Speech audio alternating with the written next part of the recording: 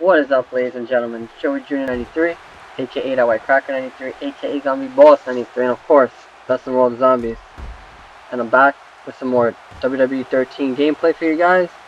And this is an Elimination Chamber. I'm not sure which one, because I think we did a couple Elimination Chambers. But this might be the ECW TNA one. Yeah, I think it is. Yep, ECW TNA one. And I think, if I remember. And this match, ironically, got restarted, as you saw, because it was a glitch with CM Punk and Undertaker. Like, Undertaker does infinite grapples, and CM Punk keeps reversing it, and it's a never-ending cycle.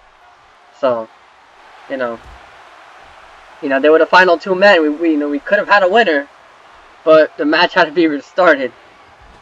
So let me see who's in this match. We got Chris Benoit, Shawn Michaels, Kurt Angle, Undertaker, Goldberg, and CM Punk. Now, I'm pretty sure it's one of the chambers. I don't even know. Fail. Oh, you didn't know? Got a badass over here. So all credit goes to Road Dogg and Billy Gunn, and of course, New Age Outlaws. That's who they are. So, alright. So, Elimination Chamber, the winner goes for any title shot of their choosing, anytime, any place, kind of like Money in the Bank, kind of. And I'm not sure about the points. I don't remember. I think it's just whoever wins, but it's always the same if I say it or not with these type of matches with Hell in a Cells and Elimination Chambers. So enough about talking about that. I got the Smackdown results for July 19th, 2013. And you just saw a double team right there with Shawn Michaels and Goldberg to CM Punk. And it's a 12-1 assault right here. Shield tactics. Alright. So this is how it goes. So, SmackDown kicked off with, everyone coming out. Vicky Guerrero, Senior Advisor Teddy Long, and the General Manager Booker T all come out. And they want to know what's going to happen to SmackDown. Who's going to run SmackDown. Everyone has their own type of problems to do, and they want to figure it out. So, of course, the boss, the chairman of the board, Mr. McMahon, comes out.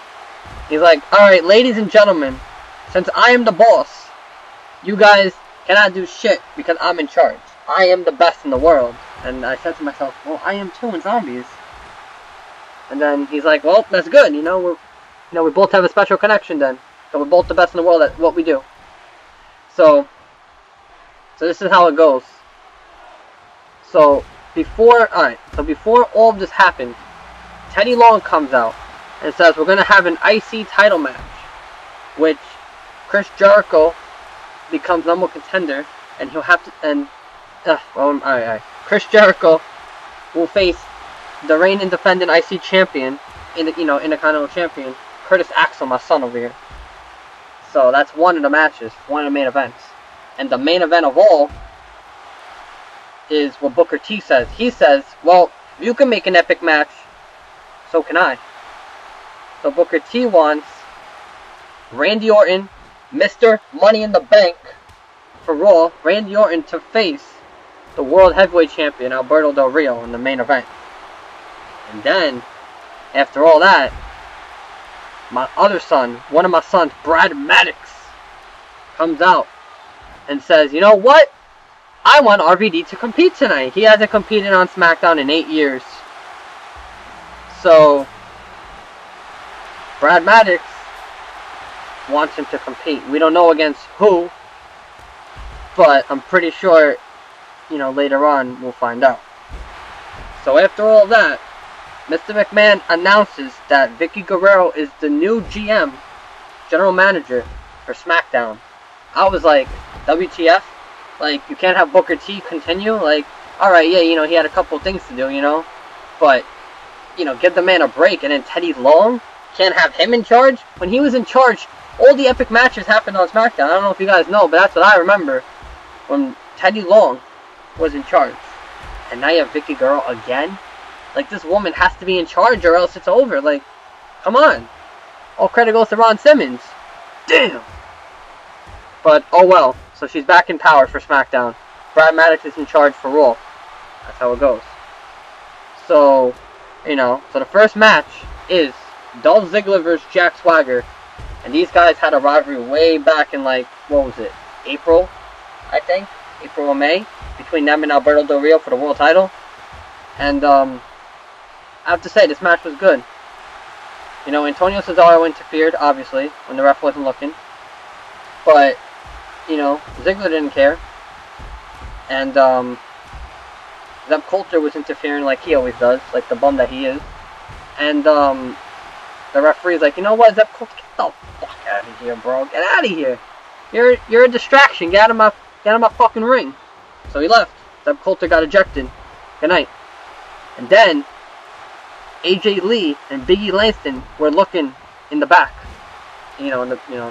backstage, and they're like, "Wow, look at Ziggler go ham." And for AJ Lee and Dolph Ziggler, that's it. I think if I remember correctly, Dolph Ziggler dumped AJ Lee, so now she's the ex-girlfriend. So once again, AJ Lee is single. So I don't know. I don't understand what's going on. And Big E Langston's very pissed. He does not like that. Because AJ Lee is like his best friend or something like that. They're like best friends, I don't know. So if anything happens to AJ Lee, Big E Langston does not like it. So I don't know what's gonna happen. But back to the match. So Jack Swagger was about to go for the Patriot Lock. And then Dolph Ziggler gets out of it. And then a zigzag. That's it. So Ziggler won the match. So remember, all finishers and signatures, I haven't said this in a while. All finishers and signatures are to the fucking resurrection.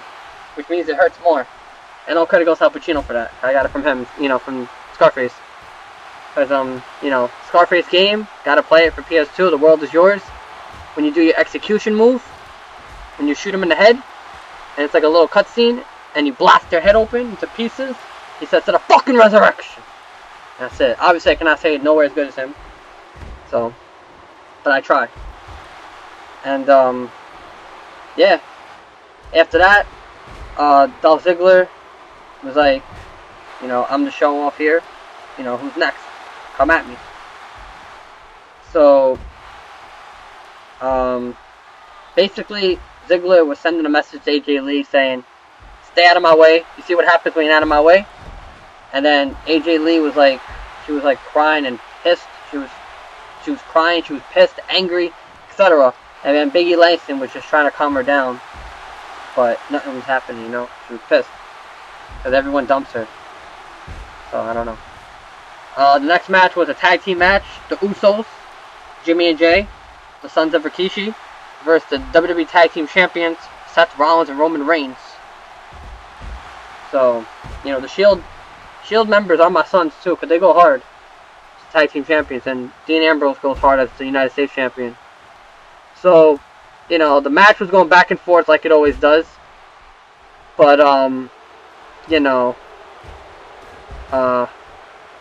Dean Ambrose got involved.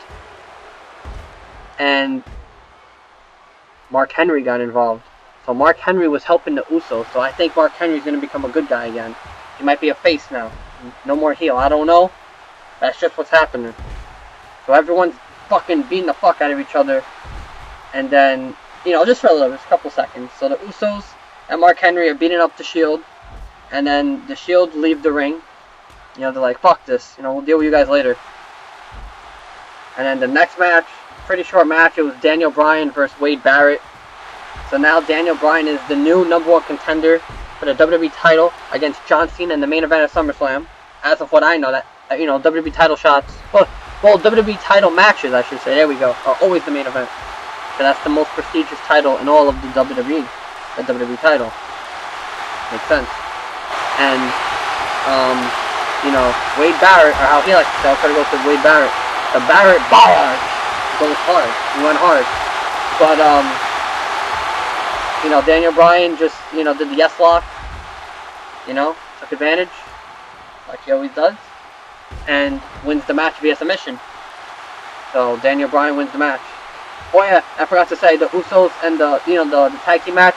Forgot, I'm an idiot. It ended in a no contest because everyone got involved, so no one won that match. Daniel Bryan beat Wade Barrett with the yes lock. Made him tap out. And then after that, this was not a match. It's just like something that happened. The new general manager Vicky Guerrero dealt with Brad Maddox and Teddy Long. You know, I guess she wants to talk shit. So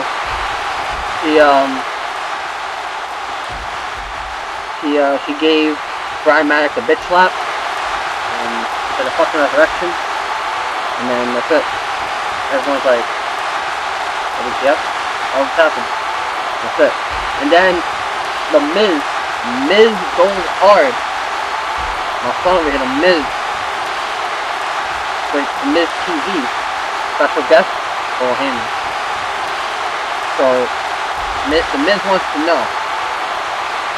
Paul Heyman. WTF? Question mark?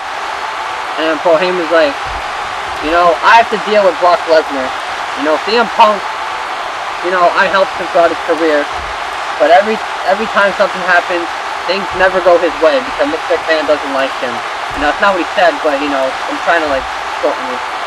So basically, he's like, you know what, I don't want to deal with him anymore. I have to deal with Brock Lesnar because, you know, that's my son and everything. Oh, Benoit with a crossface, Benoit! Oh my god, hold on. You know, when finishers go off, I gotta get distracted. Well, Punk tap. Well, Punk, who the fuck is out? I wasn't even looking. Oh, man. I don't even know who's out. Chokeslam by Deadman. I don't even know if Punk's out. Shawn Michaels out?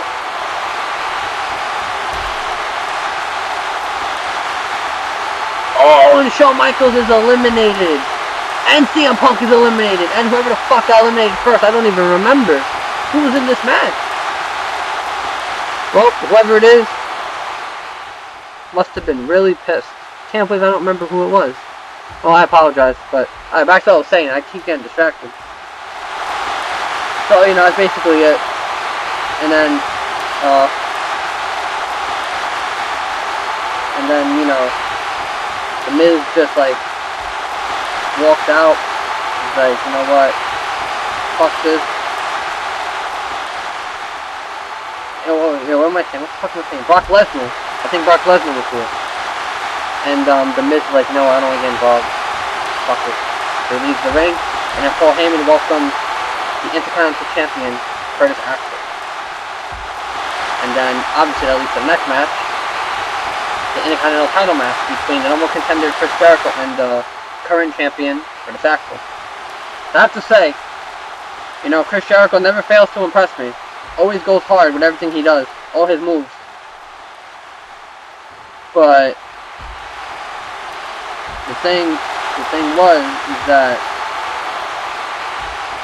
Curtis Axel won with that fucking swinging neck breaker or whatever the fuck it is, and of course Paul Heyman getting involved.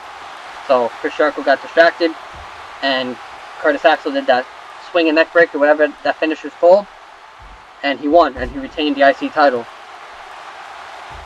And then Ryback comes to the ring. He's like, yes, my time to shine. So he goes to Chris Jericho, beats the fuck out of him, gives him the meat hook clothesline, and then the shell shock. And then that's it.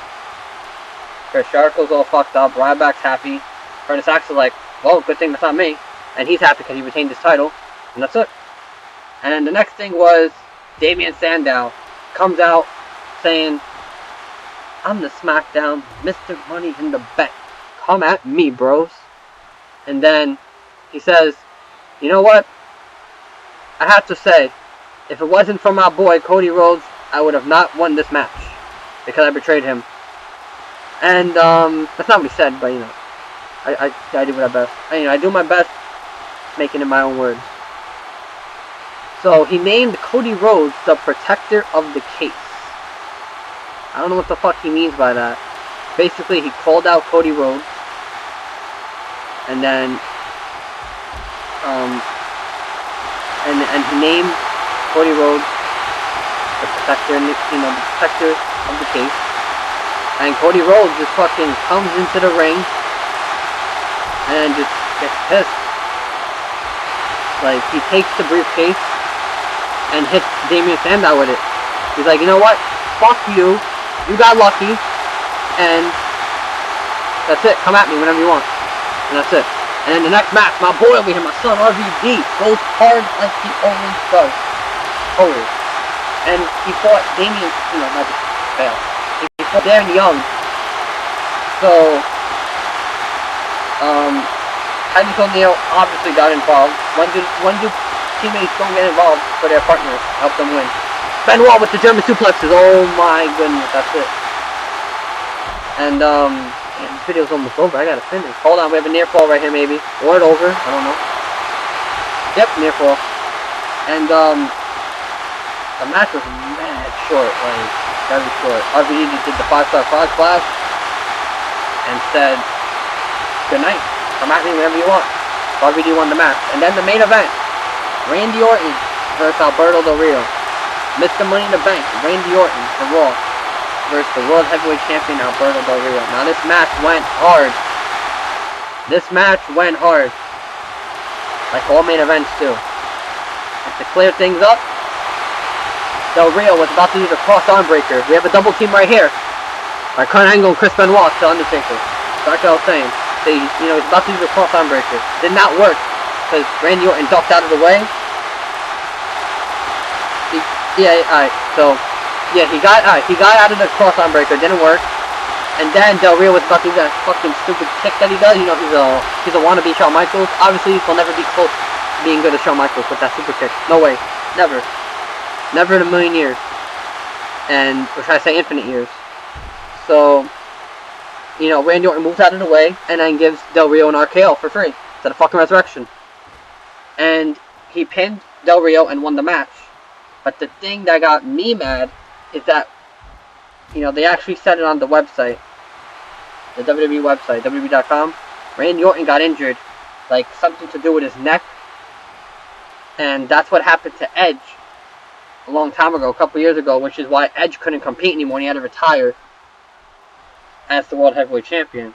The thing I'm scared about is that people are telling me, and based on what I'm reading and stuff, Orton might be out for 6 months.